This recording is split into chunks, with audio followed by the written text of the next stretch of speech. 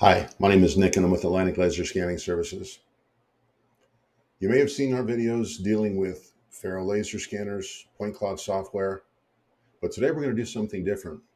We're going to begin our series where we're interviewing LiDAR professionals. Now, today's interview is going to be with a drone company that's using some new equipment and some new software to do some amazing things. Thanks for watching.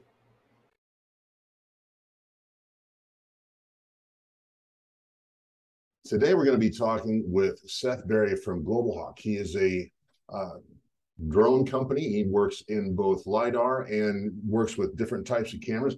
Seth, can you tell us a little bit about Global Hawk and how long you've been around? What do you guys do? I know you're working with survey companies now. Give me a little bit of an idea.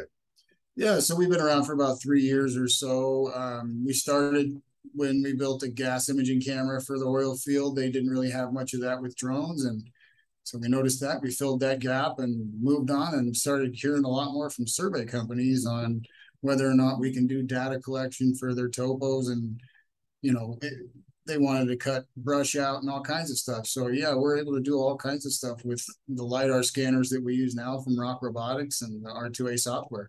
So, well, that sounds interesting. The people I think that are listening, a lot of them are working with standard laser scanners, and they're not really familiar maybe with some of the LiDAR that is now capable with drones. Can you give us an idea of what the equipment is, how difficult it is to use, accuracy? It sounds interesting. yeah, so the equipment itself, actually, the one we use at the moment because of the hot swap battery capabilities, is the R2A from Rock Robotics. I'll share a project with you here so you can kind of get an idea of what the detail is. It's pretty incredible. We get down to 1.5 millimeter accuracy, for example, on this project here. And so all this data is captured in less than 2.5 hours of our time. And that means a lot less billing time for the survey company, and they get the same amount of data or more than they would ever imagine. So when you go out as a drone pilot now, are you do you have ground control points to get that kind of accuracy? I imagine. Yeah, so this project is 1.5 millimeter, and we only use 6 ground control points for the whole project.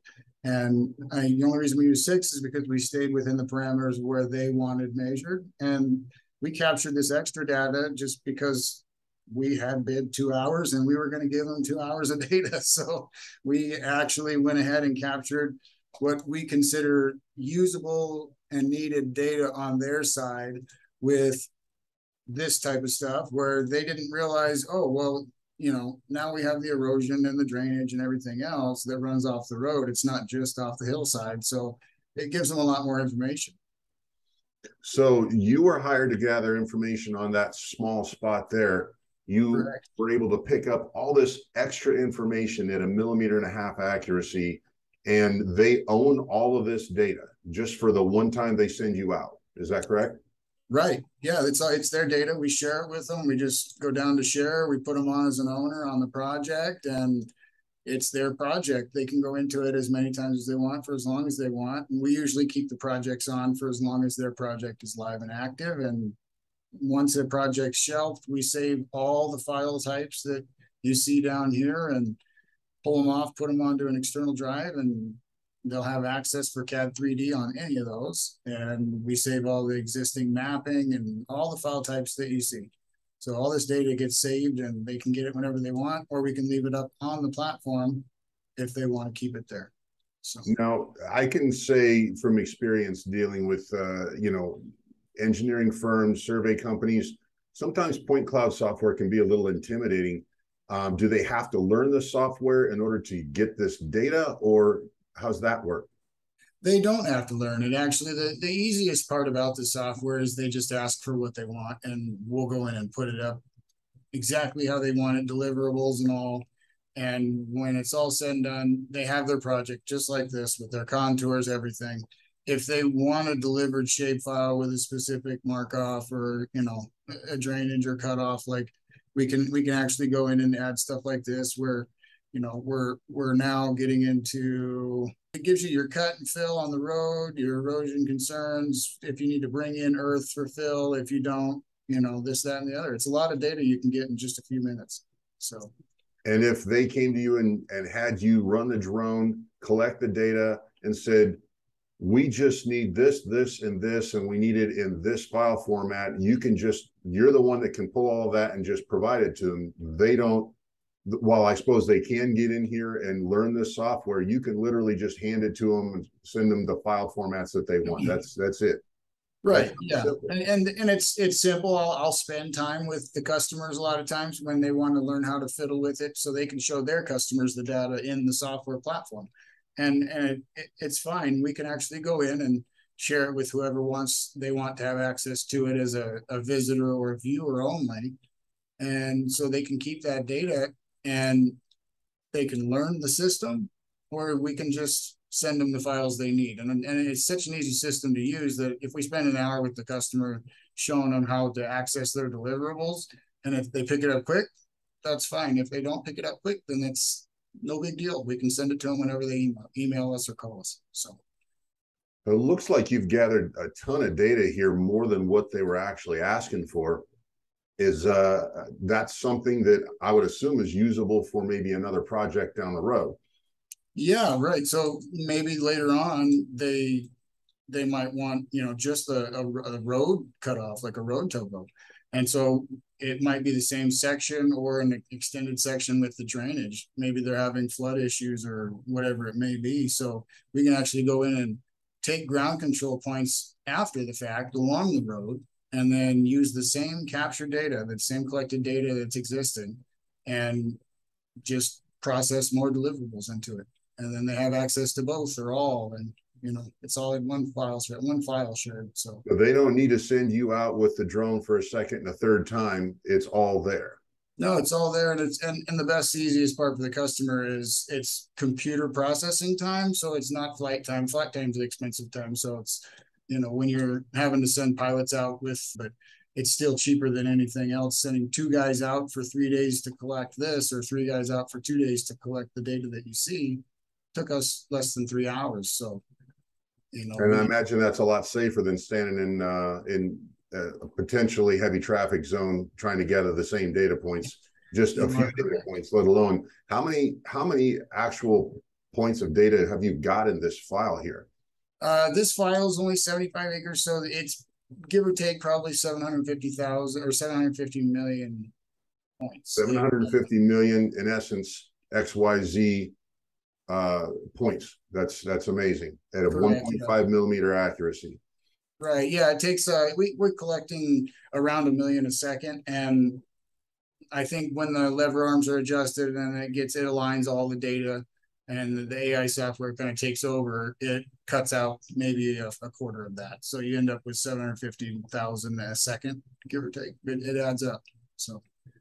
So I assume that this is the sort of technology that's probably going to begin to take over. If I'm a survey company and I want to, start doing drone LiDAR capture for my business, because we take on some large projects, or maybe some projects have less time to go out and physically capture it, and this would be a good option. What kind of equipment and all kinds of expenses, I imagine, in becoming drone LiDAR worthy, what are some of those things that they would be concerned with?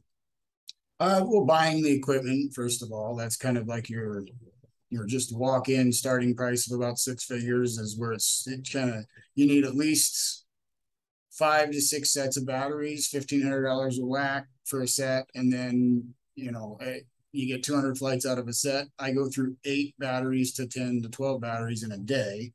Like if I was flying for 8 hours, I would go through at least 12 batteries, 12 sets of batteries cycled through in a day.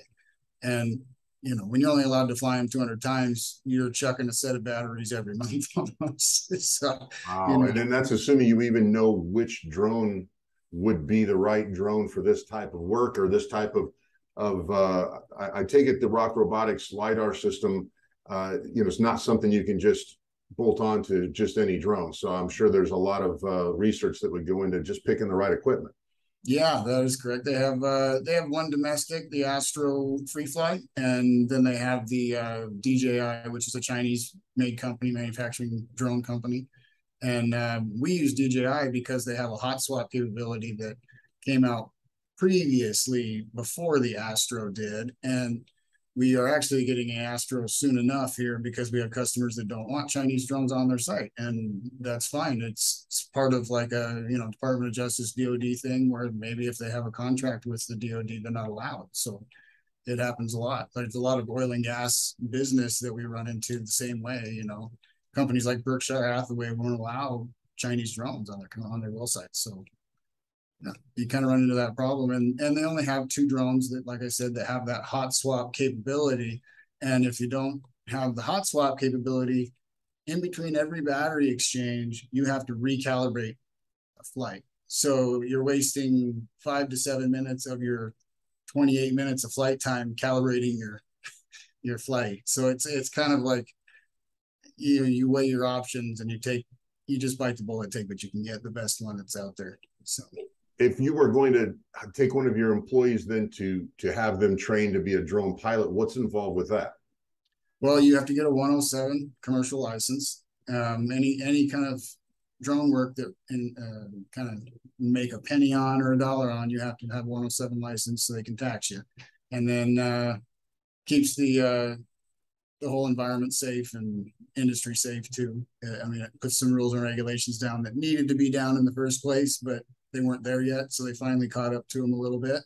There were some people just flying drones at 40,000 feet. Like they're just no big deal, right, with the air traffic. So, that's why they set that stuff up. And then you get into your overhead of your insurance, and your insurance can be very expensive because every single drone, you have to have your general liability. So your drone pilot has to be on there as a pilot, and you have to have that UAV general liability insurance. And then you have to have every employee has to be under that because they have access to the controller. So it can get kind of expensive as a company to just decide to do it.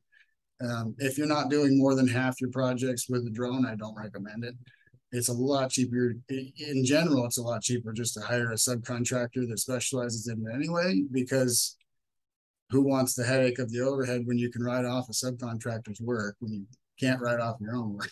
Well, that's a good point. And then even to go to the trouble to buying all the equipment, having one of your employees trained, and who's to say that employee is going to stay around forever? So then you end up with a bunch of equipment and no one that's capable of flying it. I can imagine that could be a real problem too. Oh yeah, we've trained quite a few people, and then same company calls the next month and they want another employee trained, and we just ask them, why don't you have the other guy train him? And he's not here anymore. So wow. Kind of same problem, different day, and it happens quite a bit. And you may get they'll pay to get a 107 license on a guy, and he finds out, well, I could do real estate imaging and all kinds of stuff, and just spends $1,500 on a drone and starts working with his mom's real estate company or something. So it happens all the time.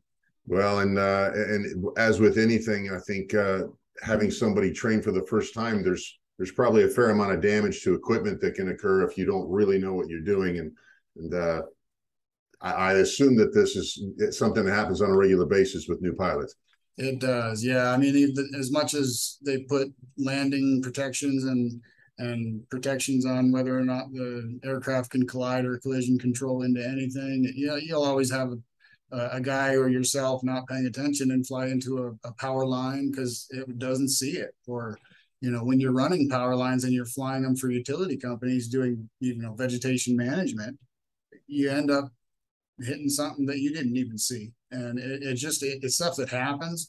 And if you're insured properly, it's okay. But to be insured properly, you don't want 100 employees under that same insurance because it's real expensive. So well, I can definitely see, number one, why a survey company would want to work with drones and with LiDAR.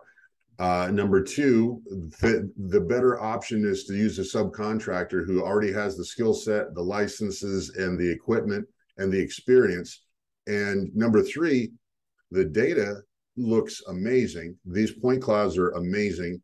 The accuracy is there.